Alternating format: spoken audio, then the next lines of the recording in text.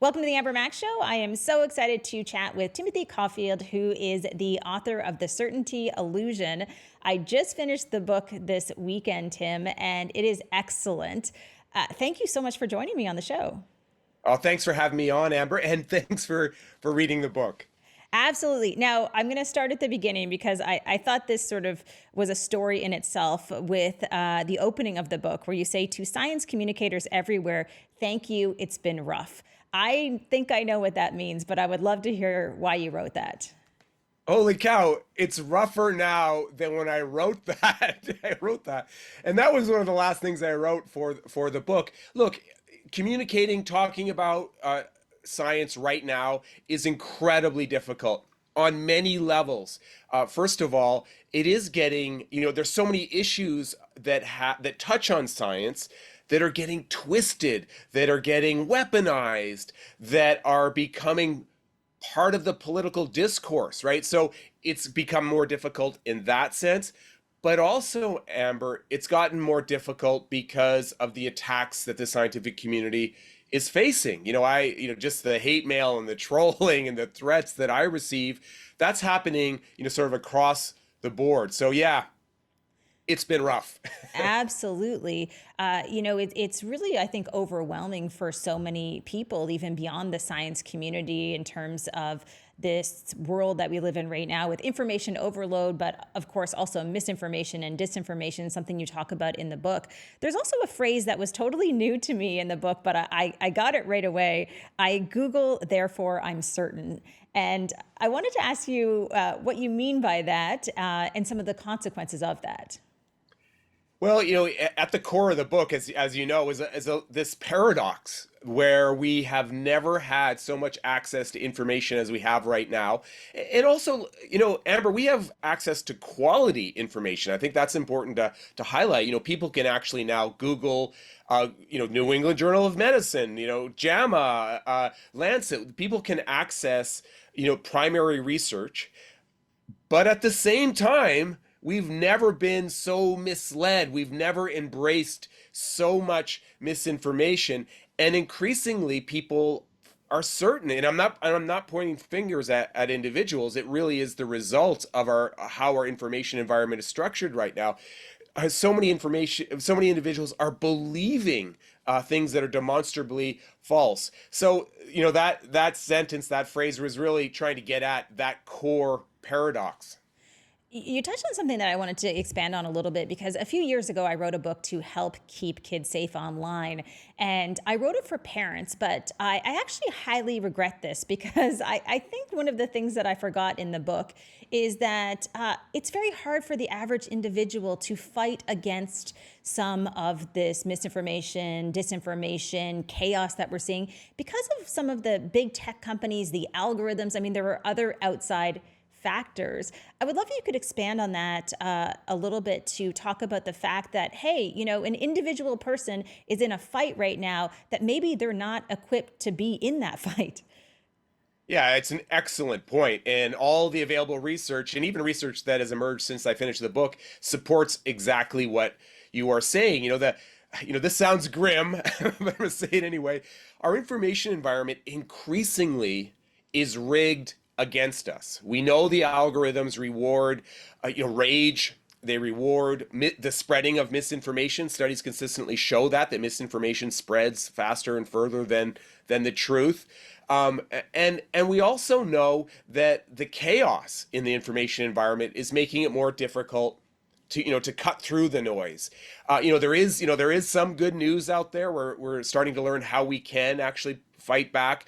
But for individuals, I think just recognizing the degree to which it's rigged against us, and it's rigged against us to make, as I say in the title of the book, to make us feel certain, even though that certainty might not be there. And it plays to our biases, it plays to our political leanings, it plays to our fears, which helps result in this profound polarization that we find ourselves in now. So in many ways, our information environment has become kind of a worst case scenario. Now I know that sounds grim. There is lightness in my book, but I think your point is spot on. I don't think it's actually grim. I think it's realistic. And I also think it's a call to action for people who are out there trying to spread knowledge. And it brings me to another phrase that you have in your book, which is the knowledge production crisis that exists right now. What does that mean? Yeah, well, first of all, here. I do think this is a call to action. I totally agree with you. And we can win this fight. It's not going to be easy, but we can win. It's a generational issue that we're all going to have to, really become involved in. And part of it is this knowledge production crisis. And I'll even go further and call it just a knowledge crisis. I'm worried that the foundations of knowledge, how we create science and how we talk about science and how we disseminate science, that's being attacked and being weaponized and twisted. And that's really scary, right? Because if we lose that foundation of evidence, our systematic ability to acquire knowledge, if that's lost, the lights are going to go out, that candle in the darkness that is science could get extinguished. So we really have to fight to preserve that and to preserve the integrity of scientific inquiry. But even further down the chain, as I argue in the book, how we think about trying to do the right thing for ourselves and our family, that's becoming twisted. I call it the goodness illusion, and the opinions that we seek are also being twisted because they're so valuable, right? You know this very well. As soon as a commodity becomes valuable, it's more likely to be twisted and manipulated, and that's exactly what's happening with knowledge. When I was going through the book, I was basically nodding in agreement with everything I was reading, and I was so happy to see this in print. One of the things I didn't know anything about, which I was so excited to dive into because it is actually terrifying, is predatory journals. This is something I didn't really know about, and I would love to hear more about this from you. It really is a warning to people about these predatory journals and that they do exist. Yeah, and this isn't a niche issue. It sounds kind of like inside baseball academic, concern. And it's not, right? It really isn't. So predatory journals it's a massive industry. In fact, since I published the book, another study came out recently that, highlighted, we're talking billions of dollars are spent on these predatory journals. These are low quality journals that are not held to the usual standards of a peer-reviewed journal. You can pay to have your articles published in these journals. They look legit. And academics all over the world publish in these journals. And Amber, sometimes they don't realize it's a predatory journal, right? They're a young academic and they get an invitation in their email and they're excited about it. They submit their publication and presto, it's accepted, and they, give this publication the publication fees that can be thousands and thousands of dollars. A really good example of the problem of predatory journals. I have a colleague who I've actually kept in touch with since I wrote the book, named Olivia, and she's a really impressive academic. She has sat on 7 editorial boards in these journals. She has done her own research, and she has also, obviously done a lot of peer reviewing herself for these journals. And the interesting thing about Olivia, I call her Ollie, she's a dog. Right, she's a dog, and I think this really highlights how fraudulent these are. And of course, it's a joke that was trying to make a point by an academic in Australia who was really trying to make a point about how incredibly, these journals have no standards, to the point where they'll allow a dog on the editorial board, and this dog is doing the reviews. By the way, Ollie still contacts me regularly to tell me about her career, which I love. Well, I was kind of hesitant to actually even bring up predatory journals because I thought to myself, like, this is another piece of potential ammunition that people could use online to, debunk everything that comes out of the science community. What would you say to that? Yeah, so first of all, I think they're kind of right, unfortunately. And that's one of the points I make in the book. These predatory journals are polluting the academic literature. And they're often used, as we've definitely seen with the anti-vax community, to, so they'll publish an article in one of these journals and they'll hold it up as real science. And the other problem here, Amber, is, who's paying for these journals? We are, right? The public, tax dollars are. These are research grants that are paying for these journals. So it's problematic on so many levels. Uh, and there's also another paradox. Right when we need experts more than ever, right? Because one of the ways to fight against this is people who have expertise in the field in question could say that's a bad journal, they don't listen to that. This is what the body of evidence actually says. Experts are being sort of, demonized and demoted in their, how they're viewed by the general public. And so these predatory journals can have a real impact on policy and in how we think about particular topics. So yeah, it's problematic on so many levels. It's kind of frightening as well when we think about the reality that we're in today, where it used to be, in my mind, there were communities of people or individuals who would spread misinformation, disinformation online. But now we have people in power doing it. And that to Yeah. me is perhaps this line I was hoping that we would never cross. And yet here we are where they're weaponizing the truth. What do you make of that? It's absolutely horrifying. Amber, as you know, I've been working in this space for decades. And in the past, a lot of my colleagues would say, "Oh, that's kind of a fun research topic looking at misinformation, it's, esoteric and you get to talk about pop culture and it's jade vagina eggs, being sold by Gwyneth Paltrow." We've gone from jade vagina eggs, right, to the destruction of knowledge. We have leaders around the world saying things that are demonstrably false. This misinformation has been completely normalized. There's been this idea that all knowledge is relevant, anything goes. And it is horrifying. It is absolutely horrifying. But I think and I make this point in the book, we have to remember this is kind of the legacy of tolerating and kind of laughing at misinformation in the past. And here we are where these misinformation narratives have become dominant themes in public discourse, but also in the context of policy. Yeah, it's absolutely horrifying. How optimistic are you? Because I know as we get to the end of the book, you start to talk a little bit more about what we can do. So I don't want to give the whole book away because I want people to go out and buy it and read it. But I would love to just know where do you find any optimism at all in this environment? Well, I do think this is a generational problem. This isn't going to go away tomorrow. There's going to be no quick fix, obviously, right? Obviously. But the good news is, and there is some good news, we are learning more and more about how to fight misinformation. And, I am a little bit worried that, especially in the United States, there are efforts to stop that research from happening. But despite that, we are learning more and more. Even since I finished writing the book, we've seen these big, well done, robust studies on misinformation. And that's good news.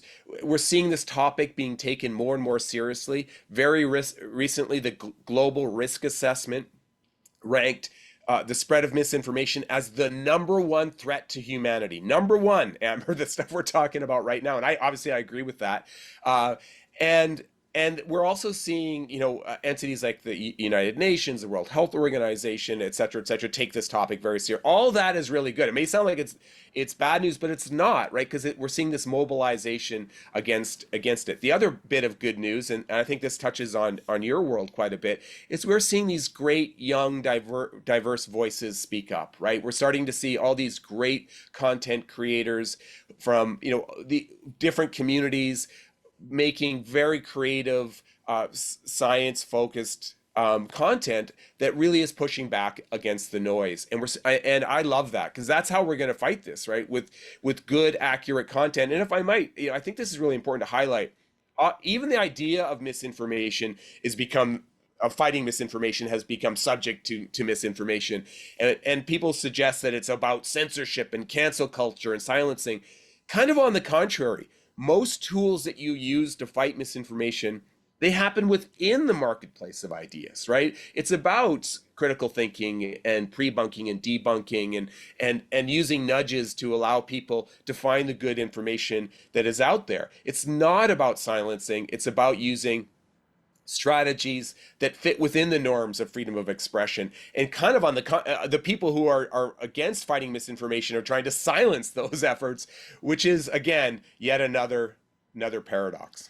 I do see a big opportunity here in terms of people, like you say, whether it's content creators or journalists or people who are just fierce about the truth, about actually kind of flooding the zone, so to speak, with all of that content, right? And to me, one of the things I worry a little bit about is that even for people who are trying to spread the truth and facts, it is very hard sometimes for people to communicate clearly. And I speak about this a little bit in my keynotes, but one of the things that I really struggle with, especially if we look at the past little while with the tariffs between Canada and the US, is it maybe took me 10 minutes to dig up information on the flow of things like fentanyl and illegal guns and illegal immigration. And very quickly, I found three stats which kind of told a better picture than anything that I had read in pretty much any newspaper or in any tweet or post online. So what can we do to communicate more clearly and effectively, and how important is that? Yeah, I really think it's crucially important, and I think your point is excellent because when that and this tariff thing's not going away, you can talk about also the immigration rhetoric that we hear from the United States. All of that stuff, a lot of the stuff we're seeing in headlines is based on misinformation, right? It doesn't reflect the reality of what's going on, and I get disappointed when that happens. That the misinformation part of the controversy isn't highlighted enough, right? Are immigrants causing, a crime wave in the United States? No, there's no evidence to support that at all. Actually, I'm sure you know this, Amber, it's on the contrary. So I do think we need to do a better job being clear about what the evidence actually says. It's not easy because often there's a lot of uncertainty, right? And we have to be honest about that uncertainty too. But just because it's hard, it doesn't mean we shouldn't do it. And I think that is an invitation to collaborate with creatives, right? With artists, with graphic artists, with other kinds of researchers, in order to make that content, to make the content that is accurate but also engaging. It can be done, and it must be done. I think it is a great final point. Just one last question for you, because I think when you mention times of uncertainty, I can kind of understand why people want to latch on to certainty, the title of your book, because we want to feel safe, we want to feel comfortable. People don't like things that aren't certain. When we look forward for that individual who's watching this right now, maybe they're not a science communicator, maybe they're not a communications professional, what can that individual do to ensure that they don't fall victim potentially to some of this misinformation, disinformation, or just fraudulent material that is so prevalent online? Well, in the book, as you know, I make recommendations for system change, but I also suggest, things that individuals can do. And one of my favorite examples is this idea of the pause, the power of the pause. It sounds like ridiculously straightforward, but there is a growing body of evidence that tells us that if we just pause for a moment, so this is research that has been replicated by, a number of laboratories around the world. If you just pause for a moment before you sort of internalize a headline or a meme on social media, you're less likely to believe misinformation, less likely to spread it. And it makes sense because it sort of decouples that emotional response. So much of what we see online plays to our emotions, our fears, our grievances. It kind of decouples that and invites us to think about accuracy. So even that little step, Amber, can make a difference. And then, of course, you always want to ask yourself, what kind of evidence is being used? Is this an anecdote? Is this just one person's opinion? What's the body of evidence say on these topics? And I think even just reflecting on those things, almost as much as, finding out what the evidence actually says, but just reflecting on what the evidence might be, does a lot of the heavy lifting and really nudges all of us in the right direction. Thank you so much for joining me. And I do, again, want to just shout out your book, The Certainty Illusion. I want to say, because a lot of people are looking to buy Canadian and looking to shop local. So I found this in my local bookstore, Queen Books, down on Queen Street East. So I was super happy to see it there. For people who want to get your book, where's the best place for them to go? anywhere. It's available throughout Canada and all the online outfits. But yeah, let's buy Canadian, and let's make sure that we all can continue to fight the good fight. Go science. Absolutely. Thank you so much for joining me, Tim. Thank you, Amber.